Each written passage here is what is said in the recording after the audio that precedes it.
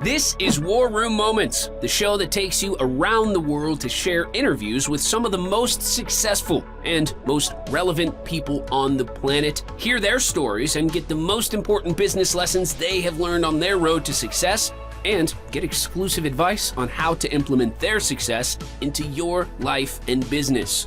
War Room Moments is brought to you by the Strategic Advisor Board. Here's your host, Jason Miller. Hey, welcome to today's episode of War Room Moments. I'm your podcast host, Jason Miller, and today I have Kim with us today, and she is gonna drop awesome all over you. Kim, can you take just a couple minutes and introduce yourself and tell us what your superpowers are? Absolutely. First of all, Jason, thank you so much. I'm so happy to be here. And I'm Kim Eley. I am the CEO of KWE Publishing. I pronounce it KIWI.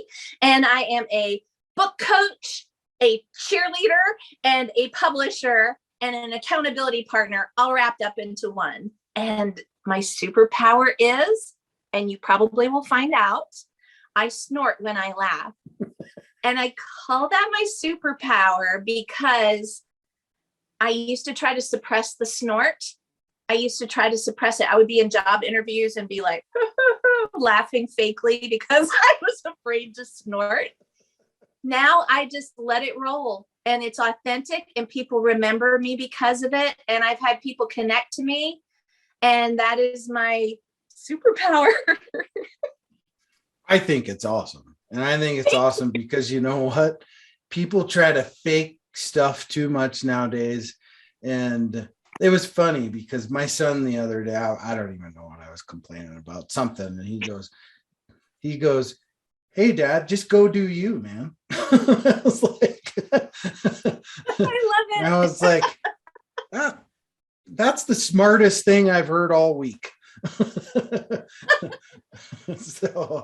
So it's like people like, screw the fake stuff. I mean, just be who you are, love who you are, and embrace all of that, all that goodness, right? And if for some reason somebody doesn't like it, well, piss off. That's my whatever. That's my take on that. I like it. So yeah, well, you're in this publishing world, right? And,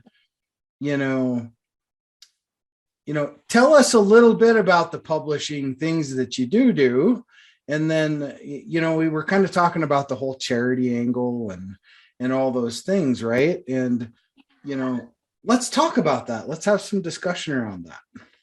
Absolutely. Absolutely. So I'll give you my brief origin story since you know my superpower now. I graduated with a degree in English from college. So of course I went into IT because that's what everybody does, right? When they're an English major. Mm-hmm. So found myself in IT and actually it worked out well because nobody who's in IT likes to write. So I became a documentation and technical writer. I worked my way up to project manager, loved my people. And then one day we had layoffs at work. And my go-to whenever I run into a problem, besides my faith, I run to books. And I was like, let me find a book about what to do about this. Didn't find that book, decided to write that book, wrote it, told people about it. Me being me, I was like, "Hi, Jason, I wrote a book. Want to hear about it?" And so people started coming to me, "Kim, I want to write a book. How did you do it?" And me coming from the IT world, I was like, it's simple. There's just 50 steps. Okay, 1, 2, 3. So their eyes would glaze over. And then finally somebody came to me and they said, "Kim, I would pay you to help me with my book." And I'm like, "You would?" So a side hustle was born. So I started KIWI Publishing and I started doing guided self-publishing. So it's sort of like hybrid publishing where the author, it's in their name, everything belongs to them. It's their book, but I help them with the creative process and getting through that hurdle, which you know about, which is publishing. It's a lot of steps. It's so rewarding, but there's a lot of hard work. And that's what I do. I come in and bring the muscle for the hard work. The muscle. The muscle.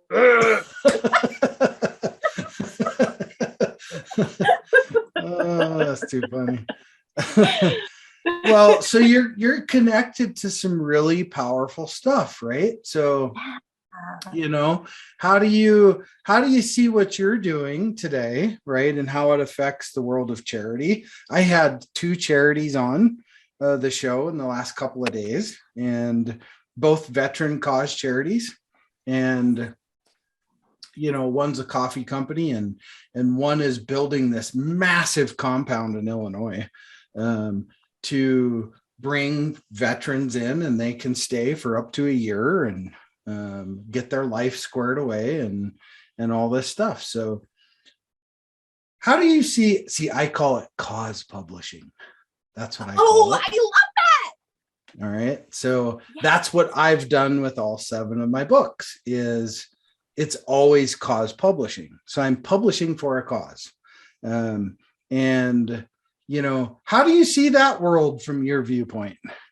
Oh my gosh, I love that. So yes, it in order to help an author, you want to be able to bring them the platform. And when they have a platform that has meaning, that is engaging, that is just so heartfelt, it's like being, and I'm sure you probably heard of this before, being a servant leader, leading with love, leading with your heart.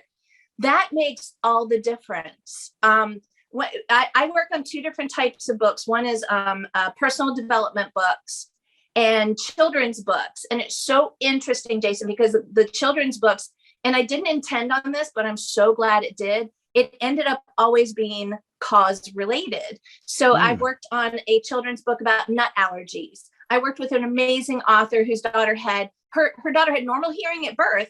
And then sometime between the ages of 2 and 3, she lost her hearing. It's a wild story, but late onset hearing loss is what it's about. And so we actually created the Late Onset Hearing Loss Awareness Week through we coordinated with the Olive Osmond Foundation, the Osmonds, the famous singing family. So we were able to bring this issue that so many people didn't know about to a greater cause. So related to that, and I love this, and I'm totally going to borrow this from you, Jason, if that's okay. Doing good is good business.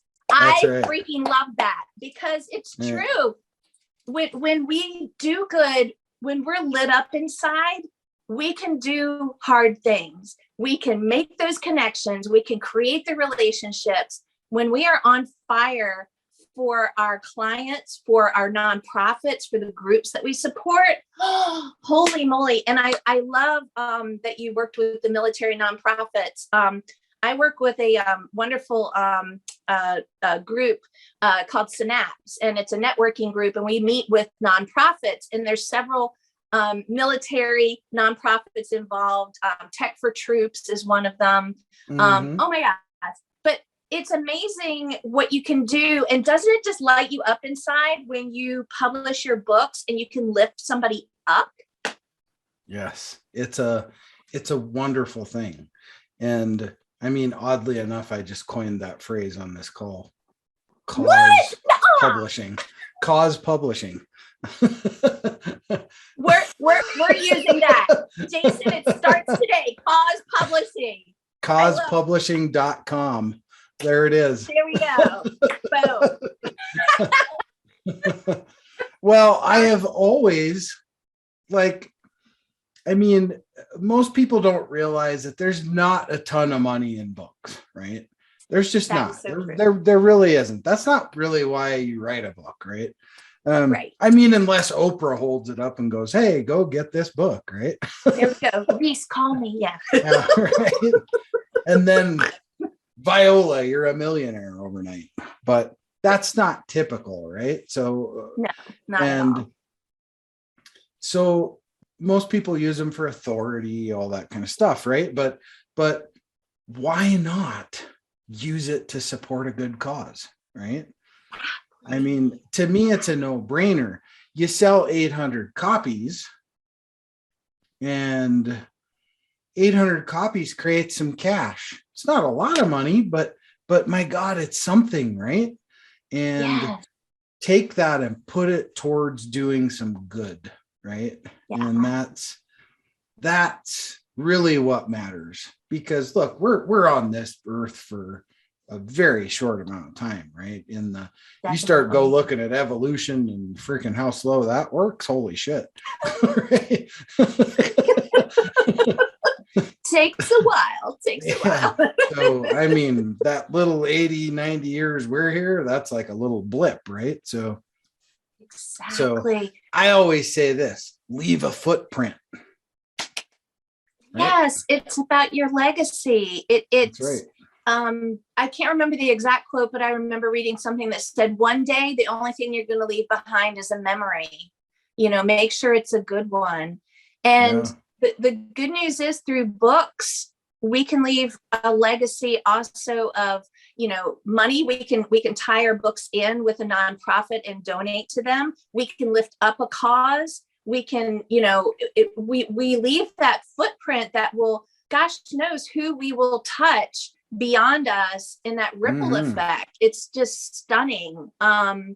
Gosh, I worked with a wonderful author. Her name is Honesty Liller, and she was a heroin addict. Wow. She ended up going to a nonprofit called McShin Foundation. It's close to where I'm at in Richmond, Virginia. And she ended up going through the program at McShin, and now she's the CEO of McShin Foundation. She went from an addict to being the CEO. She's touching people's lives. When I helped her publish her book, I went to the book launch at the McShin Foundation. People were in tears. It was so powerful.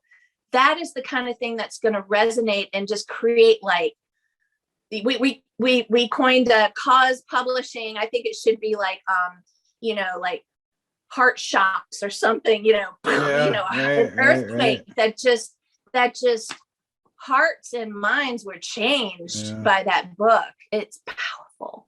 Yeah. So yesterday I got to talk to on the podcast. He's prior service Air Force, I think he was. And he's the founder and CEO of Heart to Heart Coffee. Oh, wow. And all of the proceeds from their coffee goes to charity.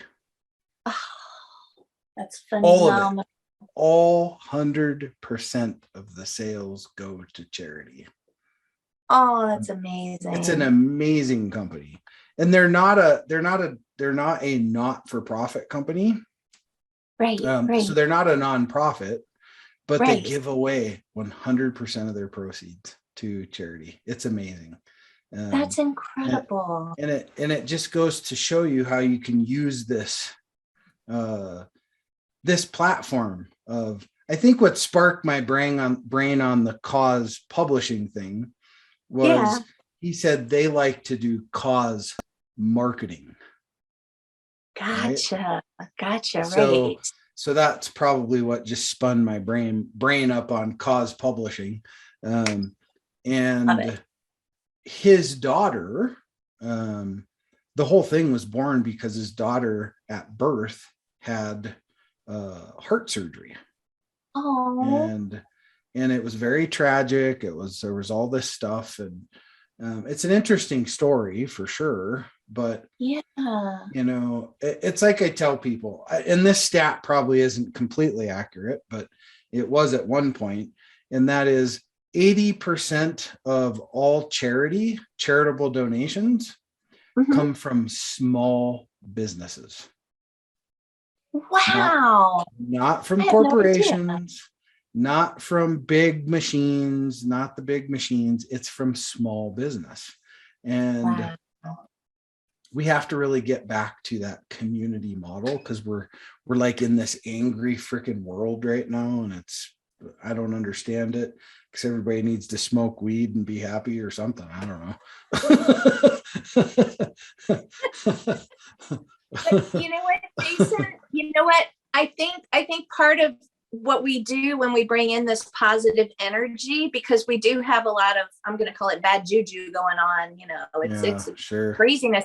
When we bring in the good energy, I just feel like it helps to either filter or chase out some of that bad energy, right? Because if all you see are bad stories or bad things or people clashing, you're going to have a different perception. But really, there's some amazing people out there in small businesses. I'm not surprised. I was surprised when I heard the stat, but the more I think about it, I'm like, yeah, we're the people who are like, dealing with people every day, talking to people, learning their stories, loving on them. We're going to be the ones who want to lift them up. I think that's phenomenal. I love the heart to heart. Oh my gosh. It's awesome. I have a surprise. That's why I dipped off camera. What? My child book is called Radical Polygons. Right? Oh my gosh. I love it. Oh! There's my polygons right there. Right. Oh, I love it. Right. So this was written. I don't know if it says it. Probably does, right?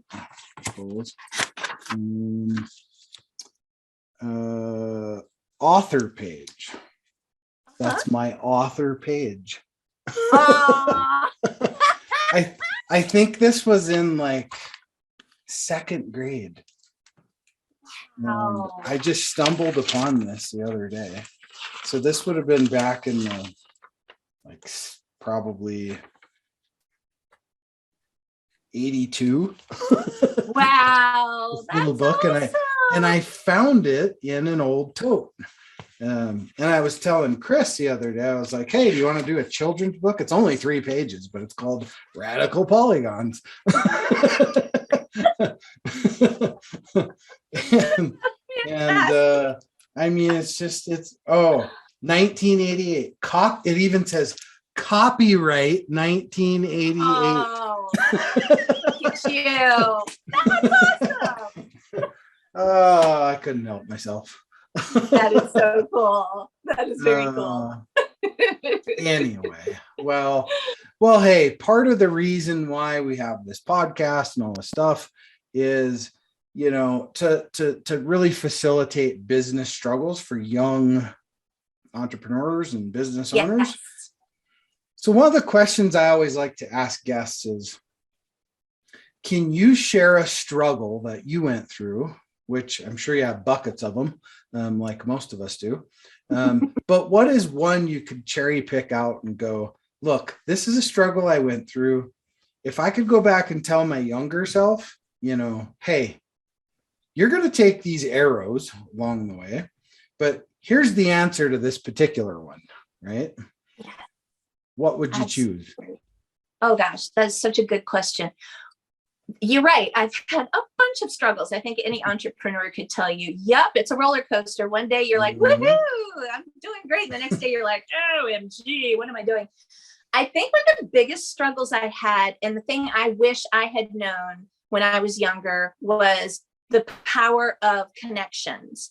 And I could not be where I am today without meeting amazing people, doing some networking. A lot of people hate doing networking, and it's scary going out there and putting yourself out and meeting other people. But it's one of the most worthwhile, beneficial things I've ever done in terms of marketing. Like when I ask people who want to work with me, how did you hear about me? Almost every time it's through somebody I met during a networking event, or, I met through a friend of a friend. Putting yourself out there. And another, I'm going to put part B to that part A is, I love this expression, don't plant a garden today and expect to eat lettuce tomorrow, which basically means it takes some time to sow those seeds. Don't go to a networking meeting and be like, well, nobody, hired me today, blah, blah, blah. It's about relationships, right? It's about people you get to know. And once people know, like, and trust you, they're like, hot dang, I would love to work with you. So it's scary in the beginning, but go out there, get to know people, volunteer. That's a great way to get to know a lot of great people as well. Yeah. Your network is your net worth. Boom. There we go. That is so It is. true. It's very true. Yes. It's who you're connected to. I live up in the mountains in right outside of Boulder in the foothills, Boulder, Colorado. Nice. And to my right is the former CEO, one of the former CEOs of Oracle. Oh, wow. And to his right, he's a retired general, one of the most premier general contractors in California. Holy cow. To my left, I have the #1 programmer for Apple. So when my Macs go goofy, I just go ask him to come fix it. and then to the left again is the couple, husband and wife, that were instrumental in the first builds of IBM software. Wow. And then next to them is the astronaut that put Hubble in space. Oh, how cool. Your network is your net worth. Your net worth. There we go. I get more good knowledge from my neighbor over here every Monday night. We watch sports, even if there isn't a sport. And it's just, my wife goes, "Oh, what are you guys watching tonight?" Love it. Football's over, college basketball's over. And last Monday it was like, well, we're going to watch women's figure skating tonight. There we go. Really, because he's a prior Marine. And all we really do is smoke cigars and drink scotch and talk about military stuff for 2 hours. Awesome. And business stuff. I get great advice from him. And I've always kind of kept our relationship very non-business mostly, right? Mm-hmm. And then one day we were talking, and he goes, we were talking about something. It was something to do with investing and stuff like that. And he goes, "Well, hey, I mean, I can call Warren up real quick." And I was like, "Who?" And he was like, Warren Buffett." Right? What? And I was like, "Yeah, whatever." Right? And he flips his phone because he's still got a flip phone because he's old. He flips open his phone and he goes to his contacts and he scrolls down and he goes, "Warren Buffett." There's his phone number. And then he goes, "You better not fricking be memorizing it and giving it out either." And I said, one of these days I'm going to come over here and I'm going to call in that favor. Because right now, all the betting we've done this year, you owe me $1.35. Love it. And I'm going to cash it in with a call to Warren Buffett. There we go. Oh my goodness. That's wild. So, you don't even realize sometimes the network. And I've lived here for 5 years and I didn't even know that till 2 years ago. Right. Wow. Because they were neighbors. It was always neighborly stuff. Right. Right. You didn't ask the questions. Well, for the football game, it was funny. For the Super Bowl game, I had the previous owner of my house was there, and he's a triathlete, and he's been a 3-time gold medalist in 3 Olympics. Oh my goodness. So it was the astronaut, the IBM, Apple, me, Don, the ex-CEO, and the contractor. And I have a picture of us all in the same room together. That's amazing. Yeah. Oh, really my freaking gosh. cool. So you just made me think of something that a friend of mine told me today. And he said, don't be the most interesting person in the room, be the most interested person in the room. Yes. And think that applies here because, like you were saying, you were just being neighborly. You were just like, hey, I enjoy hanging out with you. This is great. You asked the question. You mentioned Warren Buffett. Right. Like, holy moly. Yeah. But that makes such a difference to be curious and ask people, smart questions and get, hey, I have an idea. I'd like to bounce it off of you, and it makes such a difference to surround yourself with amazing people. So, that's so cool. I always tell people this. If I'm the smartest guy in the room, I'm in the wrong damn room. Yes, exactly. Because I need to be in a room where everybody's smarter than me. Yes, exactly. You learn so much, and it's just, oh gosh, it's an incredible. It's like, never play tennis with somebody who's always play tennis with somebody who's a better tennis player than you are, because then you're going to learn something. It's the same thing. Right. You're going to learn something. And I think too, instead of getting intimidated, I have another friend who said she sat with a group of, I think they were all physicists, because her husband is I think a physicist. And she sat down next to this guy who was a Nobel Prize winner. She sat next to him, and they were just talking all night. And her husband was like, he was like, no offense, sweetheart, I love you dearly, but you're not a physicist. What did you talk about all night? And she said, I just asked him about himself and said, if you didn't become a physicist, what would you have done with your life? Just ask people. People are people, even though they're the best of the best. There's amazing origin stories and superpowers to learn about. That's right. And they still put their pants on like everybody else every day. Right. Exactly. For exactly. Sure. Unless they're in space. Well, right. Well, it's funny because the first time, so my son's birthday last year, right? Yeah. Or it might have been the year before. So we walked out, and it was space themed. That was the birthday thing, right? Cool. Yeah. So doorbell rang. I opened the door, and there was a big manila envelope sitting there. And I opened it up, and it's a picture of him hanging off a Hubble, signed, "Hey Barrett, happy birthday. Here are 6 or 8 patches of mine that I wore hanging off a Hubble." Wow. So he's got like 6 or 8 patches that are in the picture of him. He gave them to my son.